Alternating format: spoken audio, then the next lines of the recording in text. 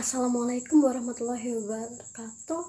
Kami kelompok 2 yang terdiri dari Anissa Rahmadayanti, Anis Malikatin, Dwi Diandetasari, Nur Istiana Hidayah, dan Eva Yuliana akan secara bersama-sama mengajak teman-teman untuk membahas tentang materi kedua kita, yaitu tentang elastisitas dan elastisitas suatu permintaan.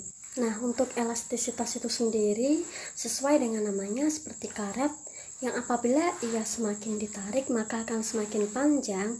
Maka nanti kita akan membicarakan tentang perbandingan antara jumlah atau quantity atau biasa kita notasikan dengan huruf Q dengan suatu harga barang atau jasa atau biasa kita notasikan dengan huruf P. Tentang apa sih gunanya elastisitas ini? Untuk suatu perusahaan atau produsen sendiri, elastisitas ini digunakan untuk memprediksi atau meramalkan apa yang akan terjadi jika harga barang atau jasa ini dinaikkan. Untuk koefisien elastisitasnya sendiri bisa kita definisikan dengan adanya persentase dari perubahan variabel tak bebas dibagi dengan persentase variabel bebasnya. Ini bisa kita notasikan dengan delta Y per Y dibagi delta X per X, atau dengan delta Y per delta X dikali X per Y. Tapi jika delta X kita anggap dengan 0, maka kita bisa notasikan dengan limit delta X mendekati 0, yaitu delta Y per delta X dikali X per Y sama dengan DX per DY, sama dengan dy per dx dikali x per y, atau dengan dy per dx dibagi dengan y per x. Nah, selanjutnya kita ke elastisitas permintaan, yaitu suatu penghubung antara kuantitas yang diminta oleh konsumen terhadap harga barang tersebut yang dipengaruhi oleh faktor lain, yaitu ceteris paribus. Maka dari sini bisa kita simpulkan bahwa sifat dari kurva elastisitas permintaan ini nanti akan bersifat miring atau law of downward to shaping demand. Pada perhitungan elastisitas ini berlaku hukum kuantitas akan naik jika harga barang itu atau jasa itu turun. Nah, untuk aspek-aspeknya itu ada dua, yaitu yang pertama, harga akan turun apabila adanya konsumen baru, dan yang kedua, harga akan turun apabila konsumen mendorong menaikkan konsumsinya. Selanjutnya yaitu jenis-jenis elastisitas permintaan. Yang pertama, permintaan tidak elastisitas sempurna, di mana elastisitasnya sama dengan 0. Kurvanya berbentuk vertikal, artinya berapapun harga yang ditawarkan, kuantitas akan suatu barang atau jasa tidak akan berubah atau tetap, atau perubahan harga tidak mempengaruhi kuantitasnya. Contohnya yaitu penjualan tanah, di mana walaupun harga tanah naik, tapi kuantitas yang tersedia tetap terbatas. Yang kedua yaitu permintaan tidak elastis, atau elastisitasnya kurang dari 1. Bentuk kurvanya cenderung curam, di mana persentase perubahan kuantitas permintaan kurang dari persentase perubahan harga. Contohnya yaitu bahan kebutuhan pokok beras, di mana walaupun harganya naik, tapi orang akan tetap membutuhkan konsumsi beras sebagai makanan pokok. Yang ketiga yaitu permintaan unitar elastis, atau elastisitasnya sama dengan 1, di mana persentase perubahan kuantitas permintaan sama dengan persentase perubahan harga.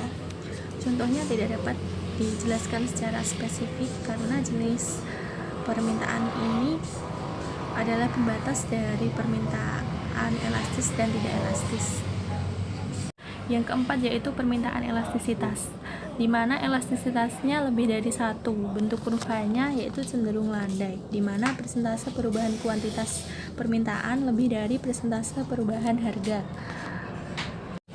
Contohnya yaitu makanan ringan atau pakaian yang dengan mudah dapat dicari substitusinya, di mana konsumen akan dengan mudah menemukan barang pengganti saat harganya naik. Yang kelima ada permintaan elastisitas sempurna, di mana elastisitasnya tak terbatas, bentuk kurvanya horizontal, di mana pada suatu harga tertentu pasar mampu membeli semua barang yang ada di pasar. Namun jika mengalami kenaikan sedikit saja, akan menjatuhkan permintaan menjadi nol.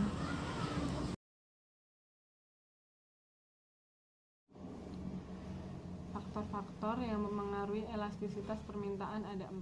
Yang pertama, substitubilitas, yaitu semakin banyak barang substitusi pengganti yang tersedia untuk barang tersebut, maka semakin besar elastisitas permintaannya. Semakin sedikit barang substitusi tersedia, maka semakin tak elastis kurva permintaan. Yang kedua adalah proporsi pendapatan yang dibelanjakan pada barang tersebut. Bila hal-hal lain sama, maka semakin besar bagian pendapatan konsumen dibelanjakan untuk barang tersebut, maka semakin elastisitas permintaannya. Untuk yang ketiga adalah jenis barang. Jenis barang bisa berupa kebutuhan atau kemewahan. Permintaan akan barang-barang yang merupakan kebutuhan tak elastis, sedangkan barang-barang jenis kemewahan sesungguhnya tidak esensial dan tidak begitu dibutuhkan dalam kehidupan. Untuk yang keempat adalah lamanya periode waktu. Pada umumnya dapat dikatakan bahwa semakin panjang periode waktu, maka semakin elastis hukum permintaannya. Ini adalah periode yang dicakup dalam analisis permintaan tersebut. Permintaan akan bersih dalam jangka pendek, mempunyai koefisien elastisitas lebih rendah atau kurang elastis dibandingkan elastisitas permintaan dalam jangka panjang. Terima kasih. Saya akan melanjutkan menjelaskan tentang konsep elastisitas permintaan. Elastisitas permintaan memiliki beberapa konsep, diantaranya 1. Elastisitas harga permintaan.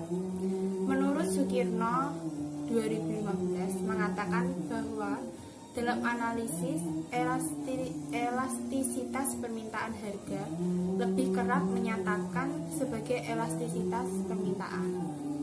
Nilai perbandingan antara persentasi perubahan jumlah diminta dengan persentasi perubahan harga disebut koefisien elastisitas permintaan. Di bawah ini diterangkan dua cara untuk menghitung koefisien elastisitas permintaan.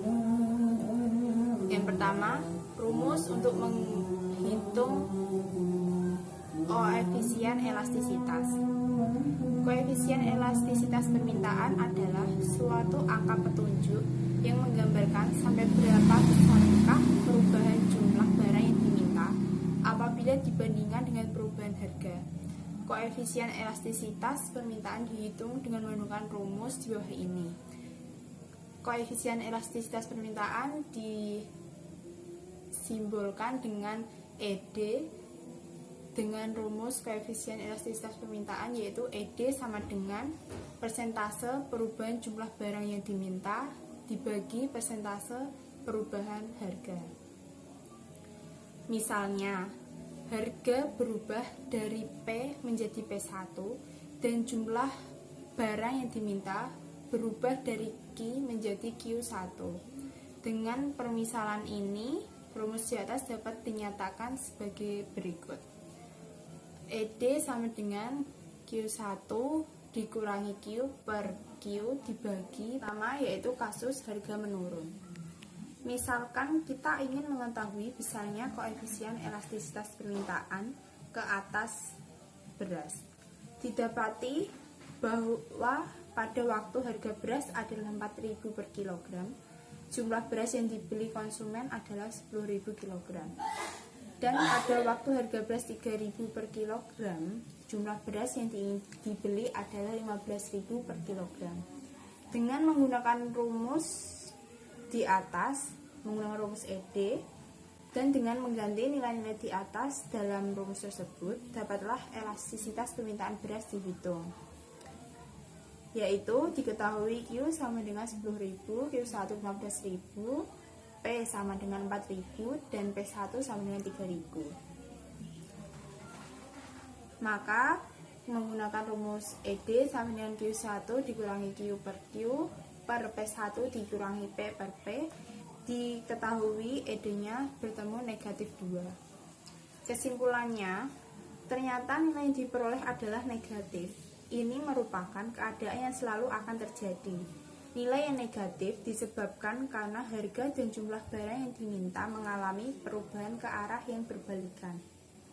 Penurunan harga menaikkan permintaan, manakala kenaikan harga menurunkan permintaan. Di dalam menghitung koefisien elastisitas, tanda negatif itu biasanya diabaikan. Berarti nilai koefisien elastisitas permintaan beras di atas adalah 2. Apakah makna dari nilai tersebut? Nilai tersebut berarti bahwa perubahan harga sebanyak 1% menimbulkan perubahan permintaan sebanyak 2%. Dalam contoh di atas, pengurangan harga sebanyak 25%. 1000 per 4000 menambah permintaan sebanyak 50%, 5000 per 10 kg. Yang kedua yaitu kasus harga meningkat.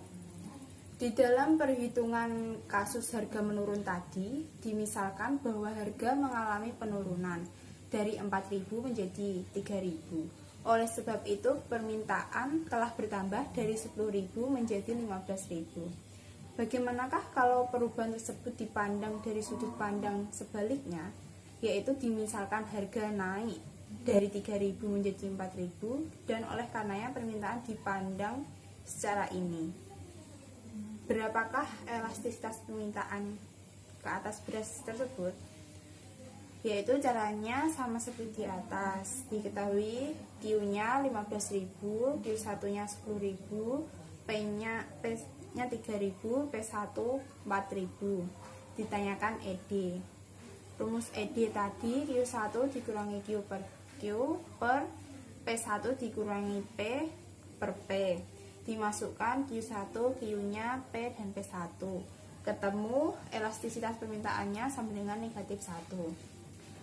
Dapat disimpulkan bahwa perhitungan yang belakangan ini menunjukkan bahwa koefisien elastisitas yang kedua adalah berbeda dengan yang pertama. Keadaan seperti ini adalah keadaan yang akan selalu berlaku. Walaupun rumus dan cara perhitungannya yang digunakan sama dalam menentukan besar koefisien elastisitas adalah sama dengan sebelumnya. Bedanya hanyalah pada mulanya dilihat perubahan itu sebagai suatu proses penurunan harga dan sesudah itu sebagai proses kenaikan harga. Penghitungan akan memperoleh koefisien elastisitas yang berbeda. Jelaslah bahwa rumus untuk menghitung koefisien elastisitas permintaan di atas adalah kurang memuaskan. Oleh karena kelemahan yang baru saja diterangkan, dibuatlah cara perhitungan yang lain.